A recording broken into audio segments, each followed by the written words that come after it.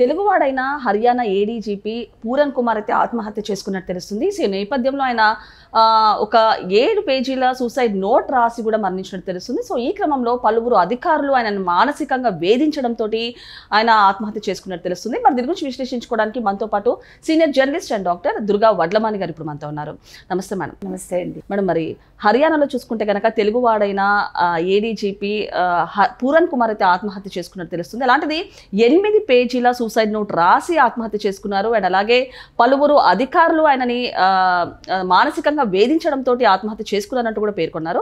ఏ విధంగా చూడొచ్చు అంటారు? ఇప్పుడు దీన్ని బట్టి మీకు ఏమర్థం అవుతుంది? ముందు అసలు ఆయన చనిపోయినందుకు మనం సానుభూతి ప్రకటిద్దామండి. అది చాలా అన్యాయం, అలా చనిపోకూడదు. అంటే ఆయన అంత చదువుకుని కూడా అలాంటి నిర్ణయం తీసుకోవడం అనేది బాధాకరం. పూరన్ కుమార్ ఆయన పేరు. అయితే నేనేమంటానంటే ఏడీజీపీగా చేశారు ఆయన. నేనేమంటానంటే ఇప్పుడు ఇలాంటి వాళ్ళకి, అంటే రిజర్వేషన్లో వచ్చిన వాళ్ళు కావచ్చు, లేకపోతే కొంచెం వెనుకబడిన తరగతుల నుంచి వచ్చిన వాళ్ళకి సైకలాజికల్ కోర్స్ ఏదైనా పెట్టాలా అంటే, ఎందుకంటే వాళ్ళు ఆత్మన్యూన్యతకి గురవ్వకూడదు. మిగతా వాళ్ళతో ఇన్ఫీరియారిటీ కాంప్లెక్స్ రావద్దు. వర్క్ వైజ్ కానీ లేకపోతే నిర్ణయాలు తీసుకోవటంలో కానీ వాళ్ళు ఎక్కడైనా కొంచెం ఇబ్బందులు కలుగుతాయి అనుకుంటే ఇలాంటి వాళ్ళకి అలాంటి ఒక కోర్స్ పెట్టాలా. అప్పుడు ఈ రకంగా మరణాలు అనేవి తగ్గుతాయా? ఎందుకంటే చాలామంది చాలా మమ్మల్ని ఇబ్బందులకు గురి చేశారు అంటారు. అంటే వర్క్ అనేసరికి రకరకాలుగా ఉంటుంది, ఒక్కొక్కళ్ళ ఆలోచన తీరు ఒక్కొక్కలా ఉంటుంది. కాబట్టి మరి ప్రమోషన్స్ విషయంలో కూడా ప్రాబ్లమ్స్ రావచ్చు. సో దీన్ని ఎవరు కంట్రోల్ చేయాలి, ఏ రకంగా దీన్ని సాల్వ్ చేయాలి అనేది. ఇప్పుడు మాకు ప్రమోషన్స్ కావాలి, ప్రమోషన్స్లో కూడా రిజర్వేషన్స్ కావాలి అని అడుగుతారు. నాకు దాని గురించి నాకు పెద్దగా తెలియదు, కానీ అది నాకు అంటే మనకు సంబంధం లేని సబ్జెక్టు.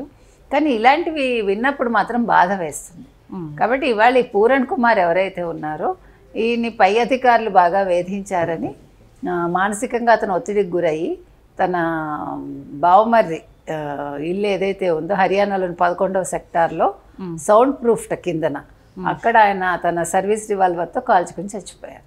అది వాళ్ళ కుమార్తె చూసింది. వాళ్ళ భార్య ఐఏఎస్, ఆవిడ ఐఏఎస్ అధికారిని అమనీత్ కుమార్. సీఎం సైని నేతృత్వంలో వాళ్ళు ఫారిన్లో ఉన్నారు ఇప్పుడు, ఆ బృందం అంతా కూడా. సో జపాన్లో ఉన్నారు వాళ్ళు, అందులో ఈవిడ కూడా ఉన్నారు. అయితే ఈయన అంటే తన చావుకి చాలామంది అధికారులు కారణం అని చెప్తూ దాన్ని చాలా ఇబ్బంది పెట్టారు, మానసికంగా ఒత్తిడికి గురి చేశారు అని 8 పేజీల ఒక లెటర్ రాసి చచ్చిపోయాడు ఆయన. ఈయన 2001 బ్యాచ్కి సంబంధించిన ఆయన. తర్వాత ఈయన ఎందుకు చనిపోయారు అని చూసుకుంటే మనం ఇక్కడ ఏం చెప్తున్నారంటే, కుల వివక్ష, పోలీస్ శాఖలో కుల వివక్ష సహా వాళ్ళ అంశాల మీద ఈయన గళమెత్తి పోరాడారట. ఆ తర్వాత ఈయనేమో చాలామంది సీనియర్ అధికారులు దాంతో పగబట్టి ఆయన్ని ఇబ్బంది పెట్టారు. ఏదో లంచం విషయంలో కూడా ఈయన్ని లంచం కేసులో కూడా ఇరికించారు ఈయన్ని. అయితే ఈయన్ని ఎలా ఇరికించారు అంటే, ఓ మద్యం కాంట్రాక్టరు ఇతని పేరు చెప్పి ఇతని అసిస్టెంట్ 2.5 లక్షలు అడిగట లంచం. సో అతని పేరు కూడా ఇప్పుడు ఇందులో చేర్చారు ఆ కేసులో. అయితే ఇతన్ని మానసికంగా వేధించారు నన్ను, తర్వాత ఏ రకంగా నన్ను ఇబ్బందులకు గురి చేశారు అనేది ఆయన లేఖలో పేర్కోవటం జరిగింది. ఆ తర్వాత వాళ్ళు అందులో సీనియర్ ఐపీఎస్ అధికారులు ఉన్నారు, రిటైర్ అయిపోయిన వాళ్ళు కూడా ఉన్నారు. ఇంకా వాళ్ళ పేర్లు అయితే వెల్లడించలేదు. అయితే ఈయన ఏమేం చేశాడంటే, ఇప్పుడు ఆ మద్యం కాంట్రాక్టర్ ఫిర్యాదు చేశాడు కదా, ఆ రోహిత్ అనే ఇతని అసిస్టెంట్ కూడా చెప్పాను ఇందాక మీకు 2.5 లక్షలు అడిగాడని. సో అతని పేరు కూడా ఎఫ్ఐఆర్లో చేర్చారు, ఈయనతో పాటు ఈయన పేరు కూడా చేర్చారు. ఈయన 2001 బ్యాచ్ అన్నమాట, ఆంధ్రప్రదేశ్కి చెందిన ఆయన. అయితే హర్యానా కేడర్ ఐపీఎస్ అధికారిగా 2008లో సీనియర్ ఐపీఎస్ అధికారి వేధింపుల మీద జాతీయ ఎస్సీ కమిషన్కి ఈయన ఫిర్యాదు చేశారట. తర్వాత లోక్సభ ఎన్నికల కారణంగా దళిత అధికారులపై వివక్ష మీద కూడా ఈయన ఎన్నికల కమిషన్ని ఆశ్రయించారట.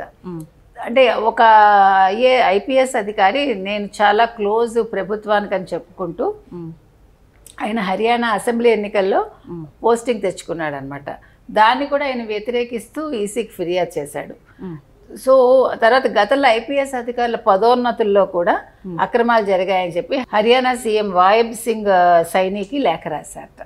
అయితే ఉత్తమ సేవలకి ఈయన రాష్ట్రపతి చేతుల మీదుగా పథకం కూడా అందుకున్నారు. ఓకే. సో ఇప్పుడు వాయబ్ సింగ్ పూర సైని ఎవరైతే ఉన్నారో ఆయన ఇప్పుడు జపాన్ పర్యటనలో ఉన్నారు, ఇందాక చెప్పుకున్నాం కదా మనం. ఆ బృందంలో ఈయన భార్య కూడా ఉన్నారు. సో ఇప్పుడు ఆవిడ కూడా ఇన్ఫర్మేషన్ వెళ్ళి ఉంటుంది. మరి ఈ కేసుని ఎట్లా డీల్ చేస్తారు? ఇట్లాంటి కుల వివక్ష అనేది చాలా తప్పు, ఎక్కడైనా కూడా తప్పండి.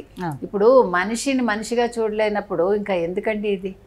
నిన్న మనం చూడొచ్చు ఎడ్లూరి లక్ష్మణ్ అండ్ అలాగే వివేక్ గారి మధ్యలో కూడా ఇట్లాంటి టాపిక్ వచ్చి అండ్ లాస్ట్ ఫైనల్గా ఏంటంటే వాళ్ళు భోజనం చేస్తూ మళ్ళీ కలిసిపోయారని చెప్పొచ్చు.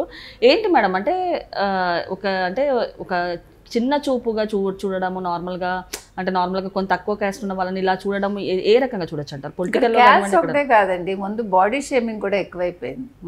అంటే పూర్వం పట్టించుకునే వాళ్ళు కాదు, ఇప్పుడు సోషల్ మీడియా వచ్చాక ఏమవుతుందంటే ప్రతిదీ కూడా ఒక పెద్ద ఇష్యూ అయిపోతుంది.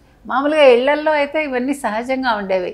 నల్ల పిల్ల, లేకపోతే పొట్టి పిల్ల, లేకపోతే అదేంటది ములంకాడ, ఇవన్నీ మనందరం విన్నవే. అవి ఏంటి మిడిగుడ్లు వేసుకుని చూస్తావు, అట్లా బక్కదానా ఏంటంటో చిన్నప్పుడు అవే మనకి తప్పులుగా తోచేవి కాదు. అప్పుడు తప్పు కానివన్నీ కూడా ఇప్పుడు తప్పు అవుతున్నాయి. ఇప్పుడు సరదాగా అనుకునేవి కూడా సీరియస్ అయిపోతున్నాయి.